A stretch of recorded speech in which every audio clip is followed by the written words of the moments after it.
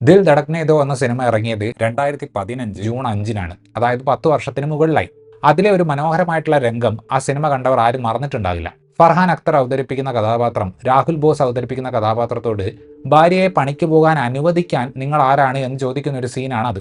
പിന്നെ നമ്മൾ കുമ്പളങ്ങി നൈറ്റ്സിൽ ഷമ്മിയുടെ ക്ലാസിക്കായ ഡയലോഗ് കേട്ടിട്ടുണ്ട്. സ്ത്രീകൾക്ക് അത്യാവശ്യം സ്വാതന്ത്ര്യമൊക്കെ കൊടുക്കുന്ന ഒരു മോഡേൺ ഫാമിലിയാണ് ഞങ്ങളുടേത് എന്നത് ആരും മറന്നിട്ടുണ്ടാവില്ല. പിന്നെ പാൻഡമിക്കിൽ പാൻ ഇന്ത്യ ഹിറ്റടിച്ച ഗ്രേറ്റ് ഇന്ത്യൻ കിച്ചൺ മൊത്തത്തിൽ സംസാരിക്കുന്നത് ഈ ഒരു വിഷയം തന്നെയായിരുന്നു.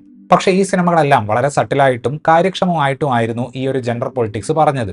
ഇങ്ങനെയൊക്കെ പറഞ്ഞിട്ടും ഒരു മാറ്റവും ഇല്ലാത്ത കുറെ പുരുഷന്മാർ ഉള്ളത് കൊണ്ടാണോ എന്നറിയില്ല, ആപ് ജേസെ കോയി എന്ന സിനിമയിലേക്ക് വരുമ്പോൾ സട്ടിലിറ്റി ഒട്ടും തന്നെ ഈ ഒരു ആശയം മുന്നോട്ട് വെക്കാൻ അവർ ഉപയോഗിക്കുന്നില്ല.